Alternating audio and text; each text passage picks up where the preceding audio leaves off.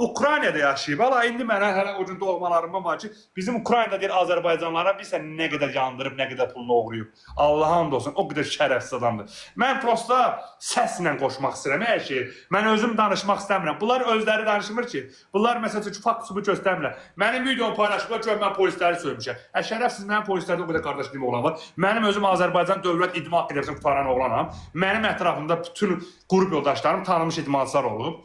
Hamısı, hamı da bilir kimi, Tofiq Musayevlə tutmuş, Elçin Əliyevlə tutmuş, kimi istəyirsən. Hamısı mənim ətrafımdan çıxan uşaqlardır. Hərəsi də bir dənə vəzifədə oturub belə çıxmasın dövlət orqanlarında işləyənlər. Mən necə polisləri söyə bilərəm? Mən şərəfsiz. Hə?